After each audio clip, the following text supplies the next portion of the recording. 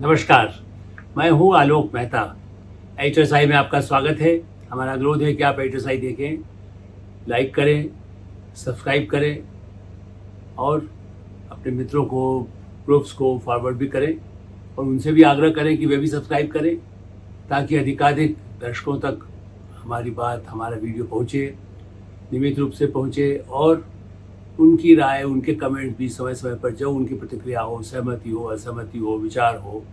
और आपके विचार हो, आपकी सहमति हो, असहमति हो, हमेशा उसका हम स्वागत करते हैं। राहुल गांधी को उपहार, वरदान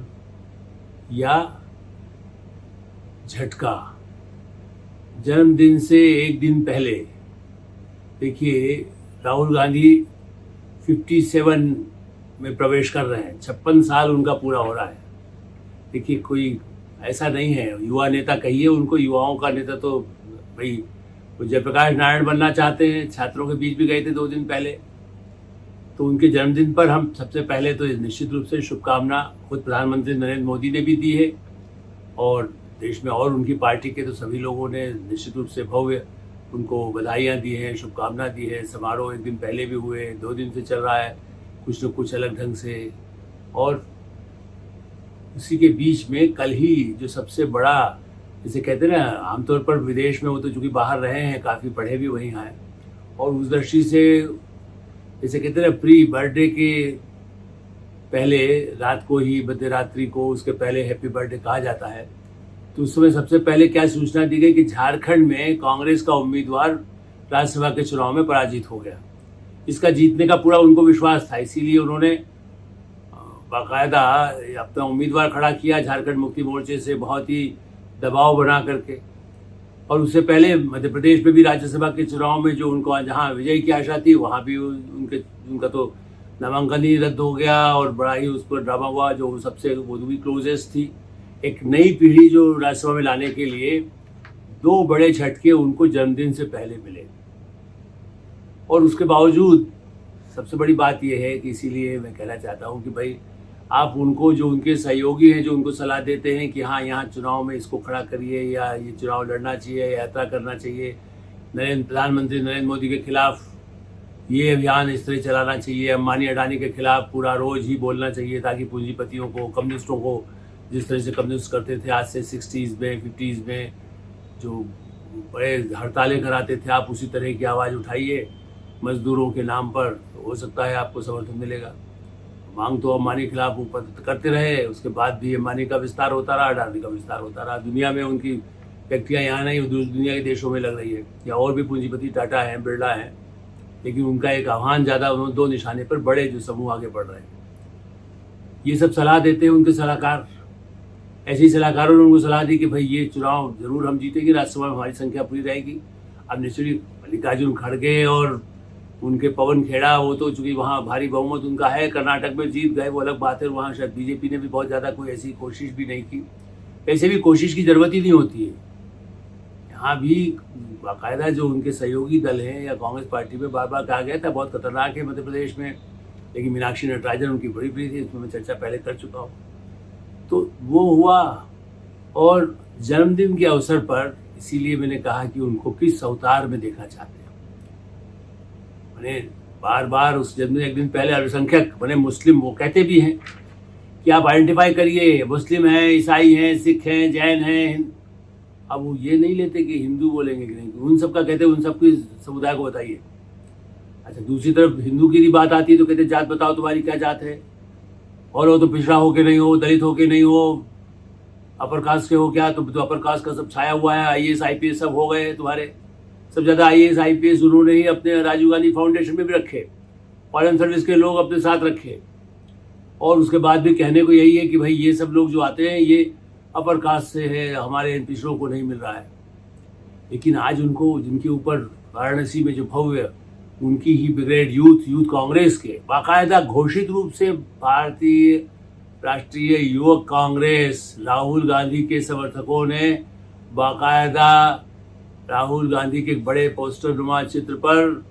बहुत ऐसा चित्र भी बनाया जिसके अंदर फरसा लिए हुए भगवान परशुराम दिखाया उनको। ये परशुराम है जो सब राजाओं का नाश कर देंगे, और फरसा लेकर के उस फरसे से किसको मारा, ये उनके समर्थकों को नहीं, राहुल गांधी जी से तो बताया ही गया होगा। उनके सलाहकार तो यहीं से प्लान करते, पूरा इवेंट मैनेजमेंट होता है। कोटा में जो प्रोग्राम हुआ, वो जिस ढंग से भाषण दे रहे थे, आपने यदि अमेरिका में देखा हो या इस तरह के जो वेस्टर्न म्यूजिक के प्रोग्राम होते हैं, आजकल तो पंजाबी म्यूजिक के भी होने लगे, और भी वो कंसर्ट होते हैं। लेकिन कंसर्ट में तो आप हो सकता है कि जहाँ गाते हुए अपना पॉप म्यूजिक बजा रहे हैं तो इधर से उधर घूमते हैं। वही स्टाइल राहुल गांधी भी जनता को प्रेरित करने के लिए विदेशी स्टाइल है कि आप मंच पर एक बड़ा मंच हो, भव्य इवेंट मैनेजमेंट कंपनी होती है, या उनकी पार्टी के लोग इवेंट मैनेजमेंट वाली काम जैसा करते हैं। मैं ये नहीं कह रहा हूँ क्या है, जो मेरे पास उसका ब्यौरा तो है नहीं, लेकिन उस तरह से उन्होंने कोटा में किया 2 दिन पहले, जबकि बेचारे परीक्षा दे रहा है, उनका 3 दिन बाद एग्जाम है, लेकिन उसके पहले उन्होंने सबको इकट्ठा कर लिया 10,000 लोगों को और कहा कि नहीं, हमारी बात सुनो, सब गड़बड़ है, सब नौकरी नहीं मिलेगी, इसके बाद कुछ भी कोचिंग कर लो, कुछ पढ़ाई कर लो, इसलिए उठ जाओ मैदान में और प्रधानमंत्री नरेंद्र मोदी और सरकार के खिलाफ आवाज़ उठाओ, ये गड़बड़ियाँ होती हैं। तो 2 दिन पहले वो किया और आज फरसा उनको थमा दिया। भाई वैसे राहुल गांधी को मैंने बचपन उनको देखा है राजीव गांधी के साथ, लगभग जब राजीव गांधी प्रधानमंत्री बने, सांसद के समय तो नहीं वो कुछ बाहर, लेकिन कुछ समय उनकी शायद 85 में 15 साल की उम्र रही होगी, 1970 बॉर्न है वो, आज 19 जून है और 70 की उनका जन्म है, तो उस समय वो 15, लेकिन उस समय राजीव गांधी के साथ कुछ यात्राओं में भी गए, तब हमने उनको देखा, प्रियंका भी, मास्टर राहुल गांधी। अब उस ढंग से हो सकता है कि उनकी पढ़ाई कहाँ हुई, प्रारंभ में स्कूल ही, पहले दून स्कूल में हुई, और दून स्कूल से आके कुछ समय सेंट स्टीफेंस कॉलेज में दिल्ली में हुआ। अब ये सेंट स्टीफेंस आप समझ सकते हैं, नाम से ही लगेगा, चर्च और उसका जो प्रभाव रहता है अंग्रेजी का ही, चूँकि बहुत अच्छे स्कॉलर निकले हैं वहाँ से, फॉरेन सर्विस के लोग निकले हैं,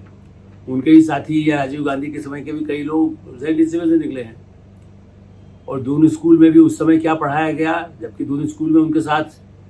वर्तमान जो हैं ज्योतिरादित्य सिंधिया, माधवराव सिंधिया के बेटे, और जितेंद्र प्रसाद, वो जितेंद्र प्रसाद के बेटे जितेंद्र प्रसाद, दोनों उस समय दून स्कूल में वो भी थे। अब वो सखा तो चले गए हैं भारतीय जनता पार्टी में, ज्योतिरादित्य भी, जितेंद्र प्रसाद, इसलिए इनको, लेकिन कोई ज्ञान इनके खुद को, इनके सलाहकारों को, आश्चर्य की बात यह है, यूथ कांग्रेस के महान भाई मीनाक्षी नटराजन बाएं हाथ उनका है, वो भी बड़ी स्कॉलर है हिस्ट्री की, वो बता देती है इनके वाराणसी के साथियों को फ़ोन पर, आजकल तो मोबाइल 24 घंटे उपलब्ध है। राहुल गांधी को बताती है कि देखिए परशुराम बनाना ठीक नहीं है, परशुराम ये ठीक है, बहुत पूज्य है, बहुत उनका एक बड़ा महत्व है, रामायण में आप देखते होंगे, राम की परीक्षा उन्होंने धनुष बाण वाले लिया, लेकिन उनका जो पूरी, जिन्होंने रामायण उनका पढ़ा है परशुराम जी के बारे में, अब वो कथाएं तो कई होती है, जैसे हम ये इसलिए कह रहे हैं कि मैं भी कोई प्रामाणिक इसलिए नहीं कह सकता हूँ कि मैं किस आधार पर कहूँगा, क्योंकि सबके अलग अलग हैं, रामायण के भी कई अलग अलग रूप देखने को मिलते हैं। लेकिन जो परशुराम जी के बारे में बताते हैं कि वो इतने पिता के आज्ञाकारी थे, और बहुत अच्छा है, भारत में आज्ञाकारी पिता पुत्र होते ही है, हम खुद ये मानते हैं, लेकिन ऐसे पिता जिन्होंने कुछ क्रोधित होकर के कहा कि अपनी माँ का सिर काट दो, परशुराम जी ने सिर काट दिया बताते हैं। उसके बाद फिर कोई ईश्वर के अवतार जो रहे,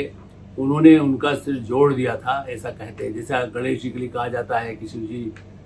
के नाराज होने के बाद उनका गणेश जी का हुआ था,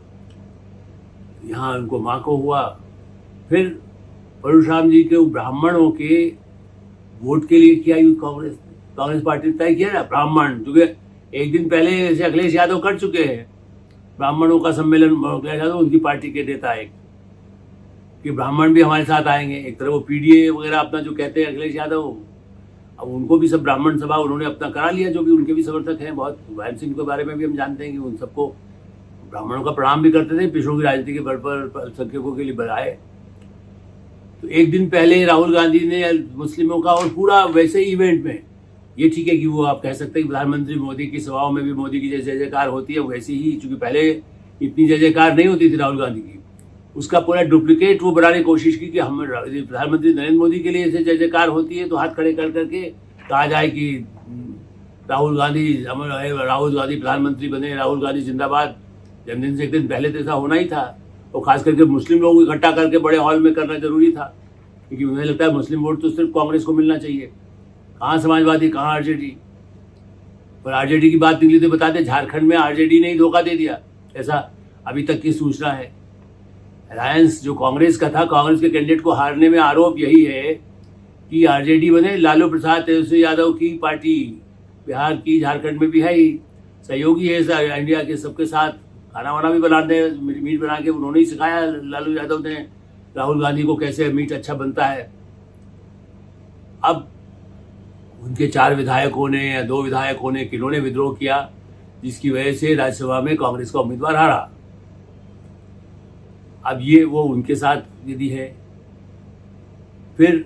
क्या उनके साथ और जो वोट देने वाले हैं, दिग्विजय सिंह जिसके बल पर 10 साल, उसके पहले अर्जुन सिंह और कई ऐसे नेता हैं,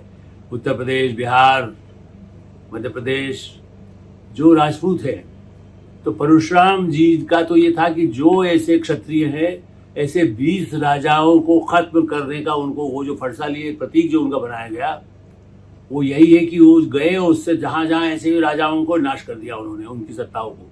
अब वो जुल्म करते थे, क्या है वो तो उस समय के युग की बात है, तो पूरी कथा नहीं सुना रहा आपको। मेरा ये कहना है कि उनके समर्थक कैसे उनकी छवि बना रहे हैं, बिगाड़ रहे हैं। एक तरफ वो जाति करके पिछड़ों की बात करते हैं और आप उनको ब्राह्मण बना करके पेश करेंगे। पहले भी कह चुके जड़धारी ब्राह्मण है कश्मीर, मुझे नहीं मालूम कि वो मंदिरों में गए हैं, वो महाकाल भी गए हैं और कई मंदिरों में उनको जाने का काशी विश्वनाथ भी गए होंगे, क्योंकि तो बराबर सब मंदिरों में गए हैं, तो चर्च में भी गए होंगे। और मुस्लिम का वोट चाहिए वो अलग बात है। जहाँ तक मुझे याद है कि एक समय में उनके परिवार के लोग चर्च भी जाते थे, किस रूप में जाते थे नहीं, लेकिन मैं तब, आज ये बहुत उस बात है जब शायद वो बहुत छोटे थे। उनके जो रिश्तेदार है इटली में रहते हैं, वो तो वेटिकन सिटी, वहाँ तो पूरा दुनिया में ईसाई धर्म तो वहीं से आगे बढ़ा है। तो उस दृष्टि से वेटिकन तो आज भी पोप तो वहीं पर रहते हैं ना। अब ऐसी स्थिति में उन्होंने उनको रूप दे दिया है कि भाई ये परशुराम है, फरसा लेकर के निकलेंगे तो क्या क्षत्रिय को मारेंगे। अब एक तरफ आप कहते हैं ब्राह्मणों को वर्चस्व है ऊंची जाति का, तो आप क्षत्रिय को खत्म कर दीजिए, ब्राह्मण को कहते कि नहीं वोट मिलना चाहिए, वोट किसका आना चाहिए, वोट मतलब उनका बढ़ाया जाना है, उनको सबको IAS वही होंगे, PA होंगे। ब्राह्मण समुदाय की तो कई संस्थाओं ने बाकायदा मुझसे, मैंने हम लोगों के पास पत्र लिख करके कहते हैं, संपादकों के पास मेल भेजते हैं, व्हाट्सअप करते हैं कि क्या वो चाहते हैं, क्या उनको आरक्षण की जरूरत होगी, ऐसा समय भी आने वाला है क्या, सभी को आरक्षण हो जाएगा तो बचेगा सिर्फ ब्राह्मण या राजपूत। अब उस हिसाब से देखें, लेकिन राजपूतों को तो हो सकता है फरसा लेके घूम रहे हैं। अब दिग्विजय सिंह को इसीलिए टिकट मैंने उनको, अब तो खुद ही उन्होंने मना कर दिया था, लेकिन दिग्विजय सिंह को तो फिर आगे प्रभाव उनका निरंतर कम करते गए हैं। तो अब ठाकुर भी खिलाफ, उनके खिलाफ परशुराम खड़े कर दिया आपने। तो किस रूप में उनको दिखाना चाहते हैं। ये ठीक है कि वो विदेशी कॉलेज में पढ़े, यहाँ नहीं। जब यहाँ तो कम हुई, चूँकि श्रीमती इंदिरा गांधी की हत्या हो गई, राजीव गांधी की हत्या हो गई,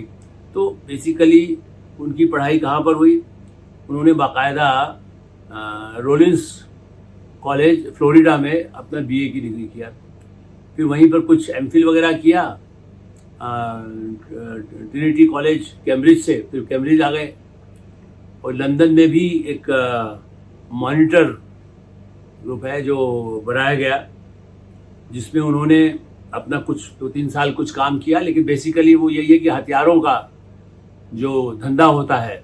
अब वो मैं उसको आर्म डीलर कहूँ ना कहूँ, क्या कहूँ, क्या उसके पुर्जे हो या उससे जुड़ी हुई चीज़ें हो, क्योंकि मैंने डिटेल्स मेरे पास नहीं है, तो उसमें विशेषज्ञ, चूँकि अब देखिए वो राजीव गांधी तो बफोर्स केस में ही जो हथियारों की दलाली वाला ही तो झगड़ा था, और इसलिए कई बार आरोप जब आते हैं कि दलाली का पैसा कहाँ गया है, या वो लंदन में फ्लैट है, या उन्होंने निवासी अपने को वहाँ का दिखाया खाया गया है, वो तो बात की बातें हैं। फिर ये भी है कि प्रधानमंत्री नरेंद्र मोदी के खिलाफ अभियान चलाते हैं, तो दावा तो यही करते हैं, लेकिन उनको भी यही भी बताया जाता है कि भाई आप गुजरात की लड़ाई, गुजरात में भी चुनाव उनके कई, आज ही मैंने इसके पहले भी कई बार कह चुके हैं, जो तहसीन पूनावाला उनके बड़े समर्थक है, रॉबर्ट वड्रा के रिश्तेदार भी है, वो तो कहते हैं कि यदि भाई थोड़ा बहुत सवोटेज हमारे भाई ने कर दिया, वरना तो हम जीतने ही वाले थे गुजरात का चुनाव है। क्योंकि फिरोज गांधी का मूलतः परिवार, माने इनके दादाजी का, राहुल गांधी के दादाजी का मूल परिवार फिरोज साहब, अब वो ठीक है कि आप उनको पारसी कहे, मुस्लिम कहे, वो अलग अलग विवाद लोग करते हैं, लेकिन पारसी जो माना जाता है, तो भाई यदि वो उस गांधी पर, गांधी तो नाम महात्मा गांधी ने दिया, वो अलग बात है, लेकिन वैसे देखा जाए जब उनका विवाह इंदिरा गांधी से होना था, उनकी दादी का, तो इस दृष्टि से आप गुजरात पे कब्जा चुनाव का उनको उम्मीद थी, वो नहीं हुआ। गुजरात में भी बुरी तरह से हारते रहे, नामो निशान। मैंने उत्तर प्रदेश में तो 30 साल आप समझिए कि लगातार लोकसभा के चुनाव जीते खुद ने, एक बार हारे भी लेकिन इस बार रायबरेली से फिर आ गए, इंदिरा गांधी का इलाका था। तो इस दृष्टि से वायनाड से, साउथ से भी, कोलकाता की साउथ से इंदिरा गांधी के चिकमंगलुरु से आई थी, तो उन्होंने बीच में साउथ में भी वायनाड में, अब तो केरल को उन्होंने, चूंकि वहाँ उनका प्रभाव दिखता है कि भदोही से मुकाबला है तो कम्युनिस्ट थोड़ा सहयोग भी करेंगे, नहीं करेंगे, जीतेंगे। आज केरल में उनकी सरकार भी है, तो साउथ पर भी उनका ध्यान रहता है, पिछड़ों पर ध्यान रहता है, दलितों पर ध्यान रहता है। और खड़गे जी को इसीलिए बनाया गया और बार बार खड़गे वैसे उम्मीदवार भी रखे गए कि हम दलित को रखेंगे, हम उसको रखेंगे, पिछड़ों को रखेंगे, हम गांधी। अब उसमें जनता से जुड़े हुए नहीं, उनके ही अपने विधायक, उनके ही अपने एमपीज पार्टी छोड़ छोड़ के जा रहे हैं। और परशुराम का भेष दे दिया उनको, तो अब वो किनका फरसे से किसको मारेंगे कहा जाए। बस प्रधान में उनके जो ज्योतिष, उनके जो करीबी है या करीबी है और उसके साथ में जो परिवार के करीबी है, वो तो ज्योतिष के आधार पर यही कहते हैं कि बस अभी थोड़ा समय कठिनाई का है, वरना इस साल के अंत तक तो उनकी बहुत अच्छी स्थिति होने वाली है। पता नहीं उत्तर प्रदेश के चुनाव में वो मेरे इस वर्ष के अंत तो नहीं होगा, बाद में होगा कुछ, उसके कुछ महीने के बाद, लेकिन 8 महीने तो बाकी है, तो बहुत अच्छी स्थिति हो जाएगी। तो इसका मतलब उत्तर प्रदेश में उनकी लहर आने वाली है। ऐसा उनके ज्योतिषी पर भरोसा करते होंगे तभी फरसा लेके घूम रहे हैं, क्योंकि ये सही है कि उत्तर प्रदेश बिहार में हमेशा ठाकुर राजनीति को लेकर के भी कई सवाल उठते रहे हैं। अब या तो उन्होंने योगी आदित्यनाथ जी को भी ठाकुर राजनीति का मान करके उनको परशुराम का बना दिया गया,